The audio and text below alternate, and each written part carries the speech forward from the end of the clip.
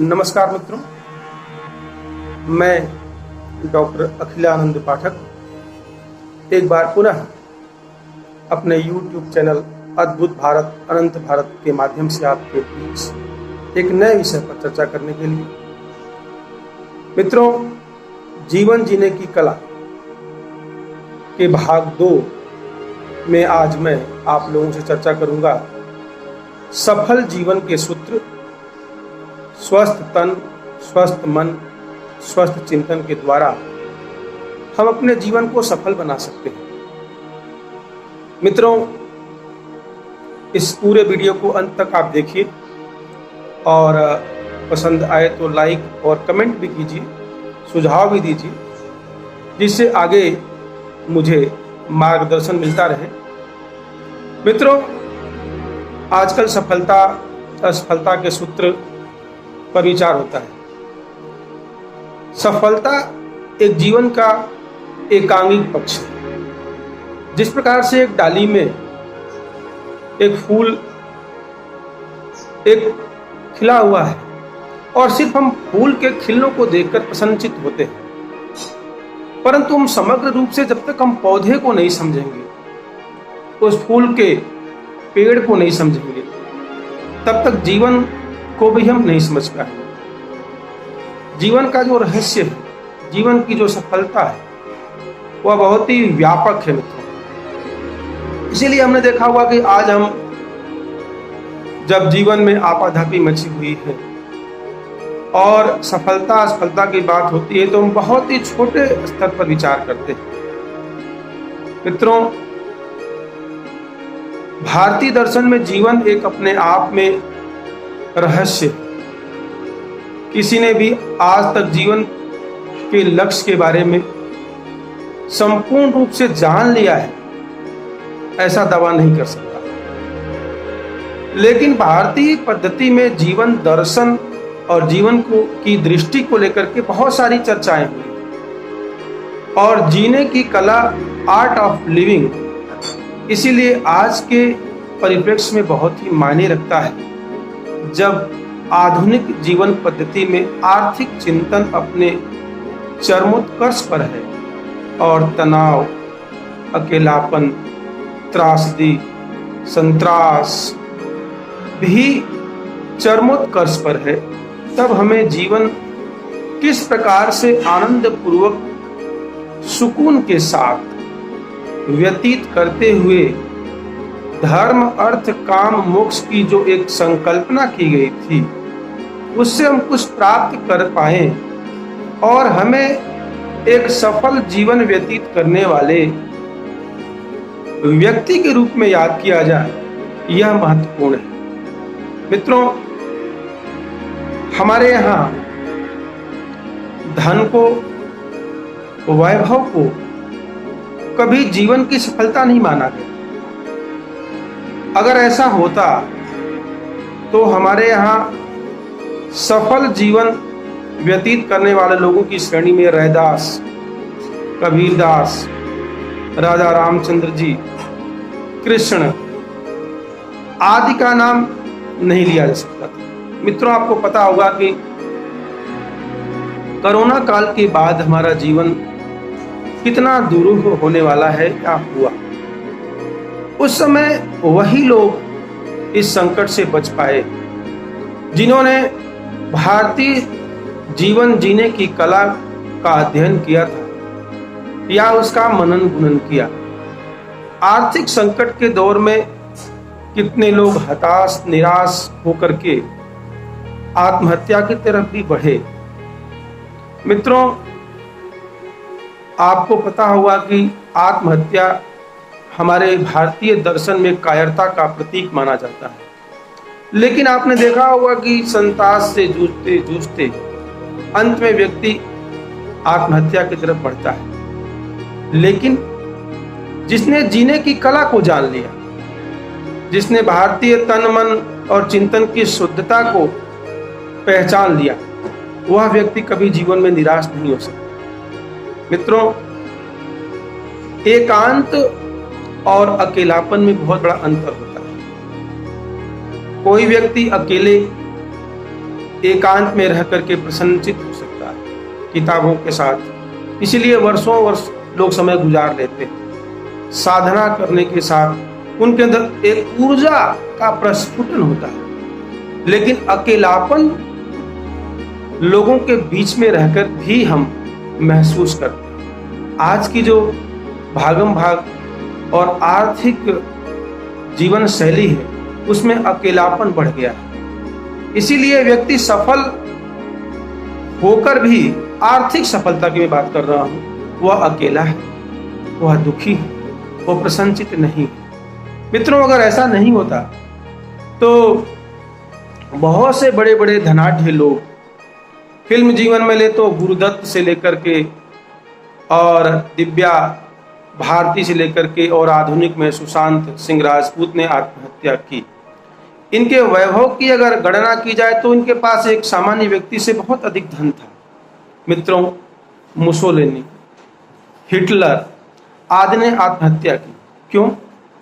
क्योंकि उनका जो दर्शन था वह किसी पर विजय का था, लेकिन भारतीय जीवन पद्धति में तो अपने इंद्रियों पर विजय प्राप्त करने को ही सफल जीवन का सूत्र माना गया। मित्रों, संकट आने पर हम घबरा जाते हैं। हमारे यहाँ कितना बड़ा चिंतन है। रामचरितमानस में भगवान राम का उदाहरण हम स्पष्ट रूप से देख सकते हैं। एक ऐसा युवा जो 20-21 साल का है, अथाह प्रेम माता पिता भाई विवाह के बाद पत्नी के साथ व्यतीत कर रहा है। कल सुबह जिसका राज्याभिषेक होने वाला है और अचानक रात्रि को सब कुछ उथल पुथल। सुबह 14 वर्ष का वनवास पत्नी के साथ, पिता बिल्कुल ही चिंतित, कितना बड़ा संकट। लेकिन आप पराकाष्ठा देखिए उनके, ये जो स्वस्थ तन, स्वस्थ मन और स्वस्थ चिंतन का जो समन्वय है। न सिर्फ उन्होंने शारीरिक और मानसिक समन्वय का परिचय दिया, वरन स्वस्थ चिंतन रखते हुए उन्होंने कैकेयी को कुछ नहीं कहा, उन्होंने मंथरा को नहीं कुछ कहा, उसे माफ किया। ये जो दृढ़ता है, ये जो हमारा चिंतन है, यही तो प्रसन्नता का भाव है। आज हम प्रसन्नता धन और वैभव में ढूंढते हैं। मित्रों, उस गणेरिये की बात मैं करूंगा जो जीवन में सदा ही प्रसन्नचित रहता है। जंगल में अपनी भेड़ों के साथ बांसुरी बजाते हुए निकलता है। शाम को वह लौटता है उसकी पत्नी मुस्कुराहट के साथ और बहुत ही साधारण वस्त्रों में उसका स्वागत करती है। बच्चे वहीं धूल मिट्टी में खेल रहे होते हैं और वहीं वह रोटी और घास पात सूखी सब्जी बनाती है और एक दरी पर बैठ करके वो भोजन करते हैं। उस प्रसन्नता का बड़े बड़े 5 स्टार होटलों से कोई हम तुलना नहीं कर सकते, क्योंकि वह जो आनंद है। मित्रों, हमारे यहाँ सुख और आनंद की अलग अलग जो है तुलना की गई है, कामना की गई, कल्पना की गई। सुख जो है वह बाहरी है।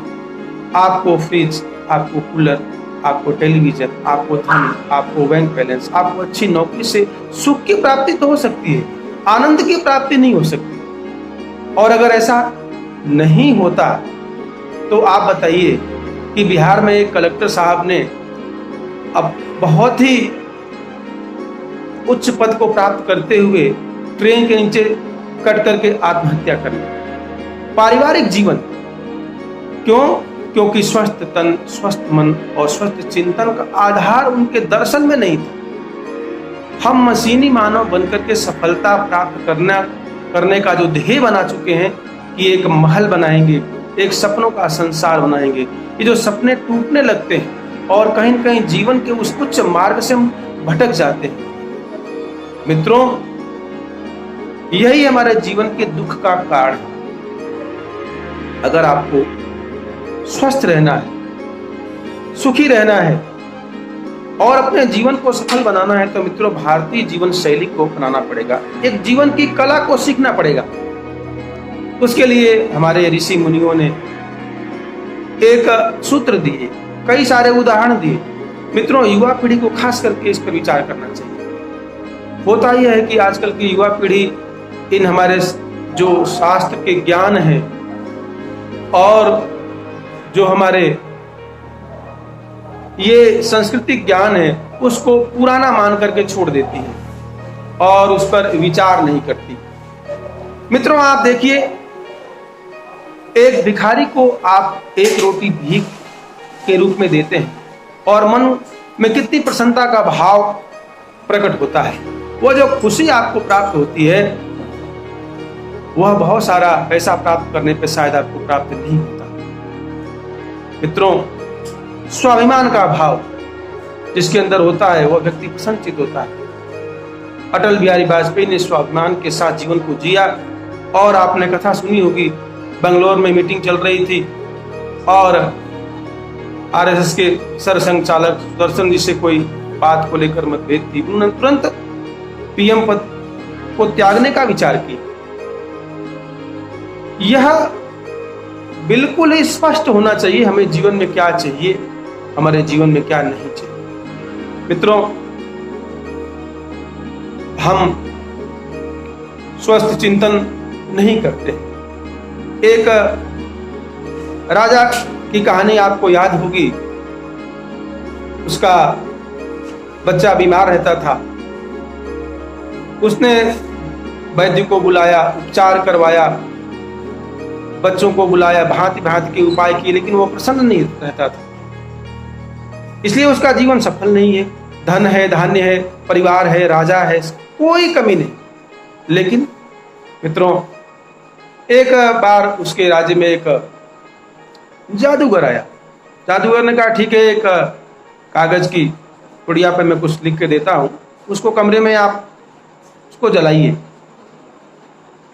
कमरे में बंद होकर के राजकुमार को पुड़िया दी गई और उसने जलाया तो उसमें नीले रंग का अक्षर प्रकट हुआ। इसमें लिखा था, जीवन में परोपकार कीजिए, दान दीजिए। मित्रों, उसके बाद उसने दान देना शुरू किया, परोपकार शुरू किया और वह धीरे धीरे प्रसन्न रहने लग गया। कौन सी बात आपको प्रसन्न करती है, यह आपको ढूंढना होगा। यही तो जीवन की कला है। मित्रों, आप देखिए कि भगवान कृष्ण का जीवन कितना संघर्षमय है। उनके जीवन को हम सफल मान सकते हैं या सफल नहीं मान सकते हैं, यह हमको विचार करना होगा। लेकिन गांधारी के साथ देने के बावजूद भी वो मुस्कुराते हैं। यह होती है योग की क्रिया। ये जो ट्रायंगुलर हमारे थॉट है, बैलेंस है तन, मन और चिंतन का, यही तो सफल जीवन का आधार है। और जिनका यह बैलेंस बिगड़ा हुआ है, या तो स्वस्थ मन है तो तन नहीं, तन है तो चिंतन नहीं, वह बीमार कहलाते हैं। और आजकल बीमार कोई शरीर से नहीं होता, बीमार लोग होते हैं चिंतन से, मनन से। मैंने अनुभव किया है मित्रों, बड़े बड़े लोग धन धान्य होने के बावजूद भी सुखी नहीं। कई हमारे ऐसे मित्र हैं, जीवन की इच्छा रही नौकरी प्राप्त करें, नौकरी प्राप्त कर ली, सब कुछ है, लेकिन प्रसन्नचित नहीं है, क्योंकि जीवन में संतुलन नहीं। मित्रों, शास्त्रों में कहा गया है कि जो जीवन है, जीवन को आप भोग रहे हैं कि जीवन आपको भोग रहा है, यह आपको तय करना पड़ेगा। कहा गया है कि भोगा न भुक्ता वयमेव मुक्ता भुक्ता, तपो न तपता वयमेव तपता, कालो न यातो वयमेव याता, तृष्णा न जीर्णा वयमेव जीर्णा। काल व्यतीत कर रहे हैं, काल हमको खा रहा है। तृष्णा को हम भोग रहे हैं, तृष्णा हमें भोग रही है। और तप हम कर रहे हैं या हम तप्त हो रहे हैं। लोग साधना कर रहे हैं, धन दे रहे हैं, लेकिन प्रसन्न नहीं है। मंदिर जा रहे हैं, पूजा कर रहे हैं, घंटी हिला रहे हैं, लेकिन स्वस्थ चिंतन उनका नहीं है। उसके पीछे क्या है? चमत्कार हो, उसके पीछे क्या हो? वैभव हो, उसके पीछे क्या हो? हमारी प्रसिद्धि हो। इसलिए वह उतना करने के उपरांत भी दुखी है। मित्रों, हम मेहनत करें, हमारा जीवन संतुलन हो, हम किसी को कुछ दे करके प्रसन्नचित्त हो, हम दूसरे के प्रति ईर्ष्या का भाव नहीं रखें, हम त्यागमयी जीवन जिए। दधीची ने अपने हड्डियों का दान देने के बाद दुखी नहीं हुए कि अरे जीवन चला गया हमारा। यह जो चिंतन था कि सबके कल्याण के लिए मैं अपना शरीर दे रहा हूं, इसलिए वो उनका जीवन सफल कहा जाता है। बलबन जीवन भर कुंठित रहा, अपने बेटे बुगरा खां जो उसने बगावत कर दी, बुला करके उसको मार करके उसके खाल में भूसा भर दिया, लेकिन कमरे में जाकर के वह रोता था, कुंठित रहता था। उसका जीवन आप क्या शक्तिमान। इसलिए सफल जीवन का मतलब है कि आप प्रसन्न हैं, आपको नींद आती है, आपके पास तनाव नहीं है, आपके मित्र हैं। बिना मित्र के तो आनंद की कल्पना ही नहीं की जा सकती। लेकिन हम आजकल अहंकार में, सत्ता में, पद के अहंकार में अपने मित्र को धीरे धीरे खो देते हैं। और यही बड़े बड़े लोगों के साथ ही होता है, जिनको हम हीरो मानते हैं, आज वो संतरास के शिकार क्यों हैं? उनके पास क्या कमी है? क्योंकि वो अकेलेपन के शिकार है, वो एकांत के शिकार नहीं है। अकेलापन धीरे धीरे तनाव का कारण बनता है और फिर वो हमें, भले ही शारीरिक रूप से हम जिंदा रहे, लेकिन हम मृत्यु को प्राप्त हो जाते हैं। तो मित्रों, हमें इस प्रकार से सोचना पड़ेगा और एक अच्छा अपना जीवन बना करके चलना चाहिए। आधुनिक जीवन शैली में हमें शास्त्रों को पढ़ना पड़ेगा, क्योंकि वो जीवन बार बार आने जाने का है। मृत्यु के बाद ही जीवन है, यह मृत्यु को एक बार प्राप्त होने वाला नहीं है। इसलिए सब कुछ ही इसी जीवन में प्राप्त कर लेंगे। जब ऐसा सोच करके हम भाग दौड़ मचाएंगे तो हम उसी प्रकार से होंगे कि जीवन के उस शिखर पर हम पहुंच तो जाएंगे, लेकिन वहां हम अपने आप को अकेले पाएंगे। तो क्या उसको हम सफल जीवन मानेंगे? मित्रों, एक उदाहरण के माध्यम से अपनी मैं बात पूरी करूंगा। जैन दर्शन में स्यादवाद की कल्पना की गई है और वहां पर एक अंधे और एक हाथी के माध्यम से बताया गया है। अंधा हाथी की पूंछ को पकड़ता है और उसी को वह समग्र हाथी समझता है। एक अंधा कान को पकड़ता है, कोई टांग को पकड़ता है और उसी को वह समग्र हाथी समझता है। लेकिन जानने वाला जो व्यक्ति है, यानी जो जिज्ञासु है, यानी भारतीय जीवन पद्धति में कहें तो जो ज्ञानी है, वह समग्र हाथी को समझता है और उसको समग्र रूप से देख करके जीवन को जीता है। उसी प्रकार से हमारा जीवन किस प्रकार का सफल जीवन हो सकता है, जहाँ पर हमारा परिवार है, जहाँ हमारा प्रेम है, जहाँ हमारा संतुलन है, जहाँ वैराग्य है, जहाँ शांति है, जहाँ प्रसन्नता है, जहाँ सुख है, जहाँ पर समन्वय है, वही जीवन सफल जीवन माना जा सकता है। तो इस प्रकार के जीवन की शैली को जब तक हमारी नई युवा पीढ़ी और हमारे यहाँ परिवारवाद को लेकर के हम नहीं चलेंगे, तब तक हम निश्चित रूप से, चाहे भले ही आर्थिक रूप से कितने मजबूत क्यों नहीं हो जाए, मानसिक रूप से हम मजबूत नहीं हो पाएंगे। और जीवन की कला का यही उद्देश्य है कि हम सफल जीवन जिए।